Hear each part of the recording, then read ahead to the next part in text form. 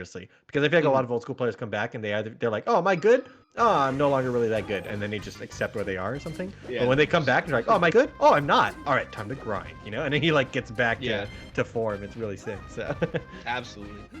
All right, so we jump into it, and right away Ben gets a clean chain grab to start things off. This is sort of how the matchup goes, right? It's a chain grab, gets you to like 80 or 90, and then it's a matter of getting that one last hit to close out the stock. Yep, and worth noting too, on this stage it's particularly brutal because on other stages you chain grab until they're gonna platform tech chase, basically, right? Like, so you might end it early with an up smash. Ooh, just sneaks over to the ledge there and actually converts the chain grab into a 0 to death, pretty clean. Generally speaking, it's like the chain grab into one read to see if you get the kill. So good to see him get it here. But to finish that thought real quick is just that on this stage they never reach the side platform. The side platform is too high. So. Yeah, one of the things that's interesting about this matchup is the Sheik that's getting chain grabbed has the option to DI to go off stage and then play that mix up. You saw Ben sort of DI to the corner, but then he chose repeatedly to DI back on stage as opposed to go eat the off stage edge guard. And so that's what allowed Jflex to build up a ton of percent. Yep. Ooh, just finds the conversion into the up smash. I don't know what DI you're supposed to do. I think if you DI in, that doesn't happen at kill percent, but maybe it does. I don't know. Pretty sure you can jump out, but good awareness to realize that your opponent has made that mistake and just take the kill immediately. Jflex is able to pick up a fair to punish an F tilt. That's pretty tricky to do, actually, but good stuff to Jflex to find it. And he finds another fair, catching Ben jumping, and that'll take the stock. That was not a fair trade. Haha. I'll be here all week. That's actually not true. I'll be here only today. Was that Icky? It might have been, honestly.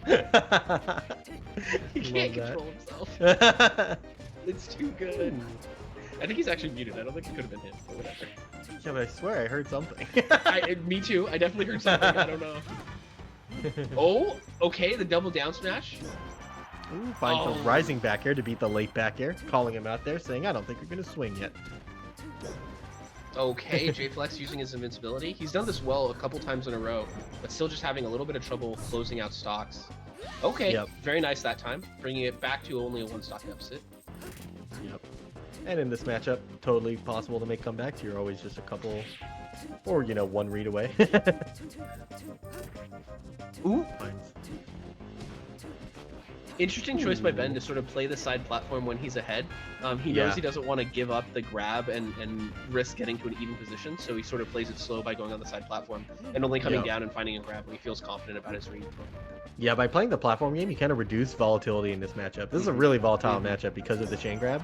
So if either one of you chooses to kind of platform camp, or not even camp, but just play on platforms, you kind of make it so that whatever interactions happen, they're just going to rack up percent.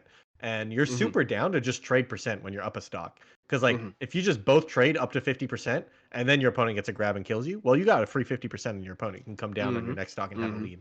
So instead of just playing for the grab right away and seeing who's going to win. But Ben was actually able to convert from the platform game into a grab. He got, like, an up air, falling back air grab. So really smooth stuff. He kind of not only converted every hit into a grab, but his chain grabs are a little cleaner, too. He kind of finished them all, so...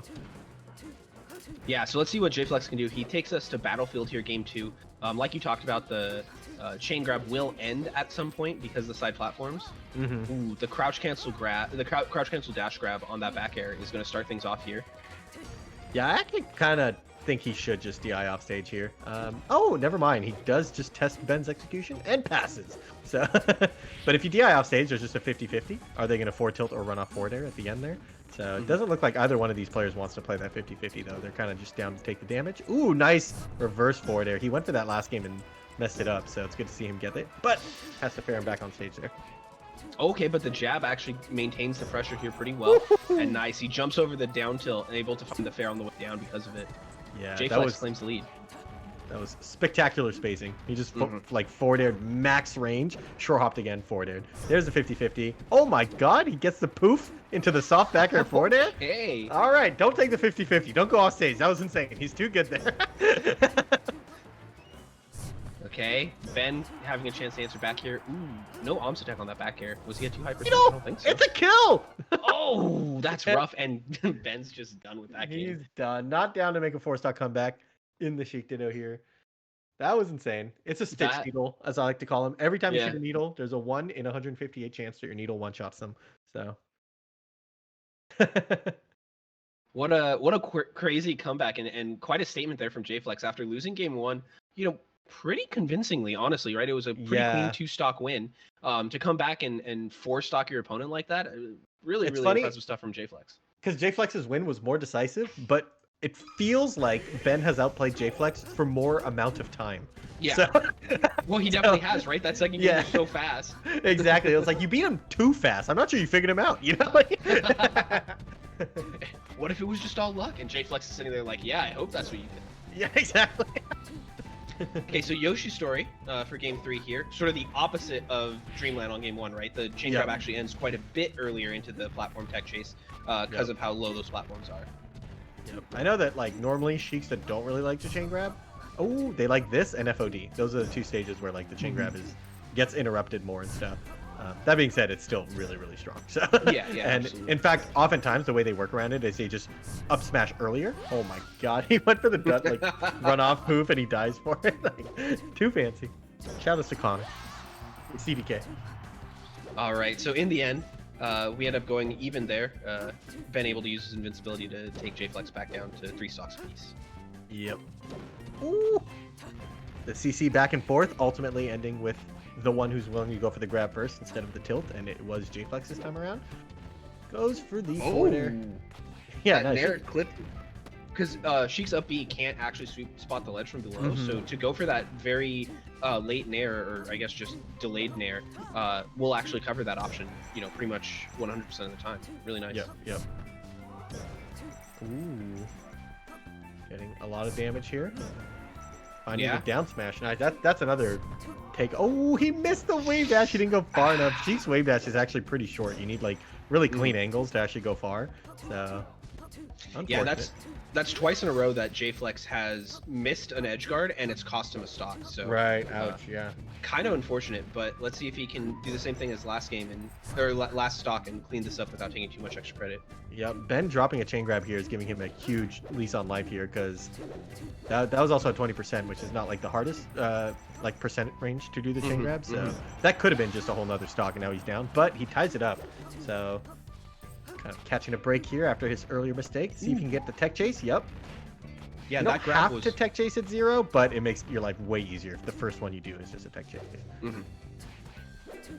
Yeah, and Jflex grabbed Ben on like the first frame after Ben's invincibility. Yeah, that always feels so good. Super clean. Oh, the ledge dash down, and the mistake from Ben missing his wave line, accidentally air dodging in place, giving him an easy reaction. Oh, the falling back air. Oh, he had a jump. Devastating. Jflex with basically, I guess, like an SD and 2 to 3 SDs, kind of, depending on what you want to count as an SD, right? yeah, at the very least, an SD and 2 failed edge guards that got reversed, right? So, really tough stuff for Jflex. I feel like he's sort of been winning this game throughout. Yep. Oh, and he gets the down smash. Oh, and Randall getting hella involved, but not quite enough to take a stock. Randall gonna have to clean up his edge guards a little bit. Okay, but we find the chain grab. Oh, he's able to mash out. That's really bad. Oh, and he just swoops up there.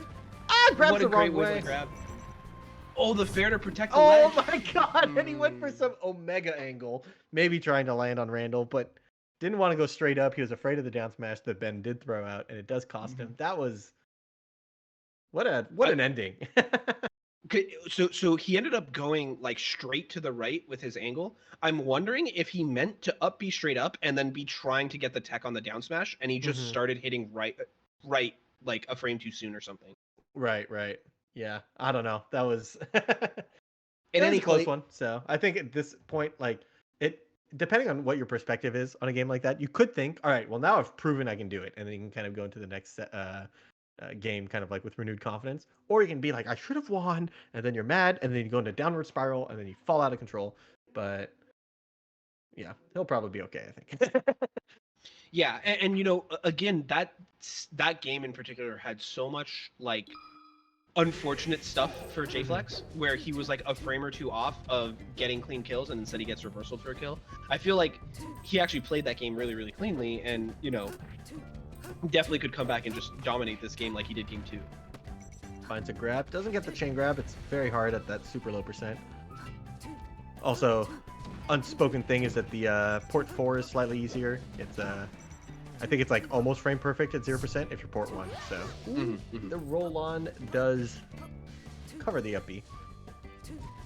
All right, Ben burns out Jflex's invincibility. This is something we actually haven't been seeing these players use very much. And it's felt like invincibility has been a big deal in this set. So I actually kind of like the conservative play by Ben there to just go and play the ledge until the invincibility is worn off. Yep. Finds That one said, more grab here to the top platform, finds a forward air. Jflex should be able to. Oh, the tipper up smash doesn't hit. Tragic. That is unfortunate for Jflex, but he picks it right back up and gets the fair to close out the stock. Really nice by him. Yep. Okay. Jflex waits out the invincibility really nicely and then goes in. Ooh, the forward smash, that move has never missed. It's never gone poorly for a Sheik ever. Once they've discovered this, we're all doomed. They should just spam it forever, you know? Yeah, don't tell them, but they should, you know. Ooh, Jflex tried to be tricky there, but Ben held on the ledge just long enough. Yep, Ben trying to run away with it a little bit, finding an air here. Oh, he could have maybe found a grab on that down smash, but got a spot dodge probably instead of a wave dash. But he eventually gets there. Let's see how much he gets off this one. Gonna go to the side platform here. Ooh, gets the tech chase with the up tilt, but that kind of lets him out as he slides off. Great pick back up there with the grab, and he's able to take it all the way to the fair. Getting that grab at sort of high percents in the middle of the stage where you don't have to deal with the platforms is a really big deal, especially on Yoshi's where you're even in center stage, you're still pretty close to the blast zone. You can just go for the fair at pretty early percents and get the kill anyway. Ooh, and we're seeing Ben do the platform thing again. It's such a good strategy. Once you have the lead, he kind of plays on the platform. He's already racked up 40%, and he sets pretty good at converting these platform situations into chain grab situations. So maybe he should just be playing like that all the time. So oh, the no impact land into the dash grab for a little extra sauce on the chain grab there. Doesn't quite get the edge guard, but it's still a very fancy extension. Okay, Randall getting involved once again. Jflex able to fair Ben off of him and reclaim center. They still had such a huge deficit here. This one's tough. Randall getting involved again, making that edge guard awkward for everybody. Randall heard me, and he's like, I'm working on my edge guards. Don't even worry about it. Ooh, and Ben finds the up